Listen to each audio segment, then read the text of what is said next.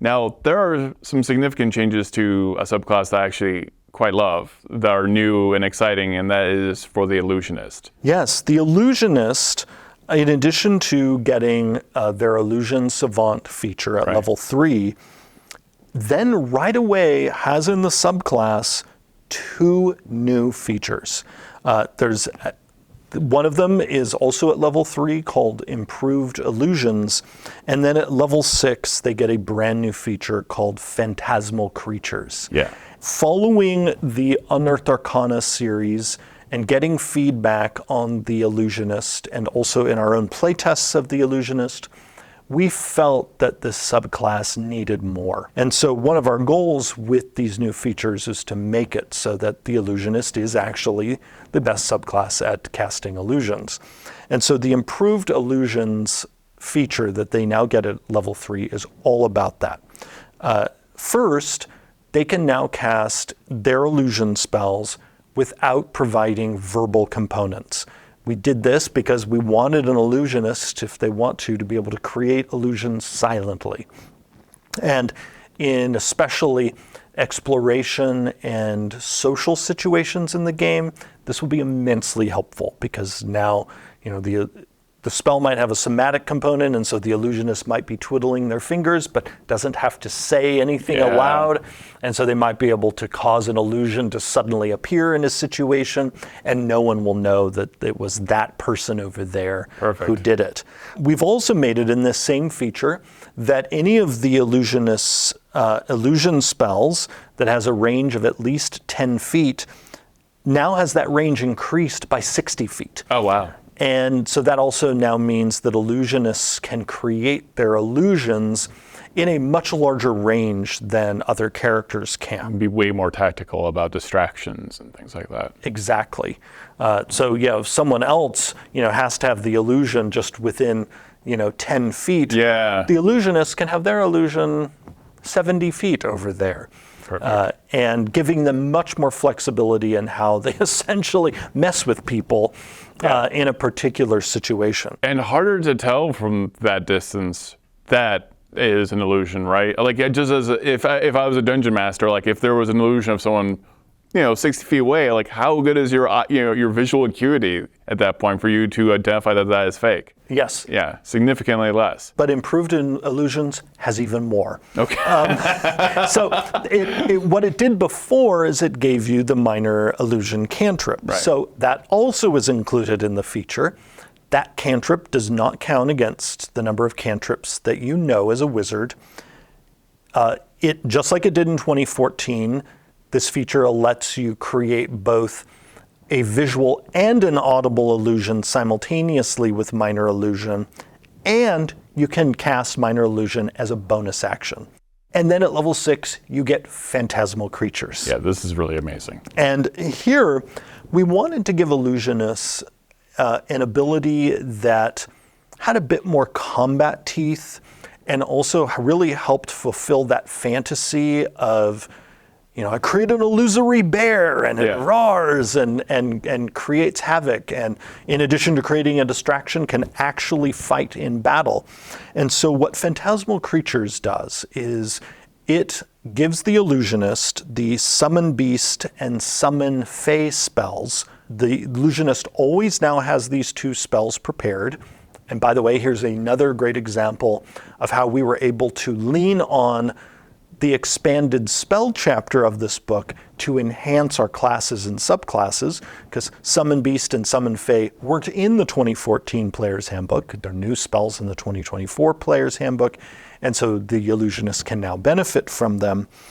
And the illusionist now has the option of casting these 2 spells as normal, of conjuring up a beast or a fey creature, but the illusionist also has the option of changing the school of magic on these 2 spells from conjuration to illusion.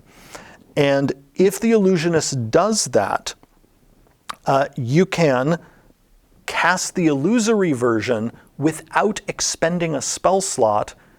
But if you do that, the illusion has half as many hit points as the non-illusory version would have. Right. But what this basically But means... you can still opt to do the full hit points if you want. Yes, you can. But what this means is an illusionist can, once they reach level 6, cast Summon Beast and Summon Fae, each of those spells, once per day without expending a spell slot, as long as you summon the illusory version of the beast or the fae. Right. So this is going to be a ton of fun, super useful, not only in combat, but even in exploration situations. If, say, you need one of these creatures to show up and because it can fly, or go get that thing over there, or especially, hey, it's an illusion. Don't feel bad about it. I know. It go step on that trap. This is walking through the Tomb of Horrors one by one. Yes.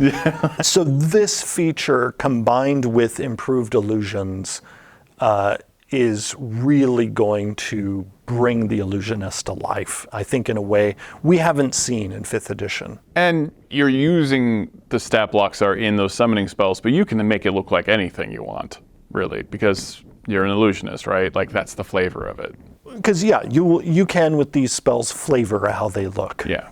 Now then, at level 10, you still get the Illusory Self feature, which is the Illusionist's defensive ability, but a really nice set of enhancements we've made to the feature is, first, we've made it so that it's triggered by you being hit by an attack rather than attack roll being simply made at you. Yeah. So you won't even be tempted to use it until it's really necessary for you to use it. And then the other thing we did is we made it so that if you want, you can restore your use of this feature by expending a spell slot of level 2 or higher. That's huge. And especially at higher levels, wizards have a whole lot of spell slots. Yeah. And so the illusionists, if they want to, can farm their spell slots to get more uses of Illusory Self. That makes you a very defensible character. And so all of these changes combined mean in many ways the Illusionist is a new subclass. Yeah. Because really the only part of the subclass that is largely the same as it was before is its capstone ability at level 14, Illusory Reality. Which has always been amazing. Yeah, and that's, we didn't want to touch that because it is such an iconic ability of the subclass of being able to, and this is the example we give in the feature itself of create an illusory bridge with, a spell that's able to create an illusion like that, and then use this feature to say, nah, it's a real bridge. Yeah. And have you and your companions cross it, and then, maybe get other people, your foes, to try to follow you, and then, whoops, it's back to being an illusion. I have been up to many shenanigans with that particular feature, both in villains and as a player. If you wanted to be a really nasty villain, you could have an entire room that is there's a spiked pit below, and you create the illusion of a floor that is real, and then if things pop off, you just cause everything to fall. Yeah, there's 1,000 uses for that. It's so good. Yeah. And we also have more guidance about illusion magic as well, correct? Yes. So in the rules glossary, there is now a section on illusions, and that section addresses some of the more common questions that come up about illusions, simple things like how are they affected by the environment around them, but also as we reviewed all of the illusion spells in the book's massive spell chapter, we made sure to add in clarifications anywhere we felt the spell could be clearer about how its illusion worked. But also, again, some of that clarity isn't in those spells themselves, but in the new glossary entry on illusions.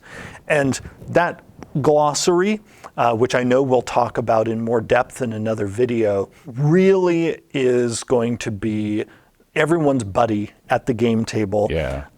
And I'm thinking about it now, not only because of the illusion section for Illusionists, but also how much of that rules glossary will be useful to wizard players and players of other spellcasters, because that rules glossary is going to define all the areas of effect that your spells deal with, all the conditions that your spells apply. There's guidance when it comes to spell casting in the rules glossary on teleportation, on telepathy, and on being dead, and what that means, which maybe when we get to the cleric video, we can dive into a little bit the rules glossary section on being dead. Perfect. It's a great tease for the cleric video. Yes. I'll have to make that next. All right, perfect. Thank you so much. Thank you. The New Player's Handbook is available for pre-order right now on D&D Beyond. You can find that link in the video description. And you can also find the new Core Rulebooks bundle for pre-order, both physical and digital. And if you pre-order the digital 2024 Player's Handbook on D&D Beyond, you get exclusive bonuses. 12 sets of digital dice representing each class, 10 new frames, and 5 new backdrops. And all of those bonuses are available right now on D&D Beyond. Thank you so much for watching. We have a ton of video content coming out about the New Player's Handbook and all the new core rulebooks, the new monster manual, the new Dungeon Master's Guide. So be sure to check out all of that content. And thank you for watching.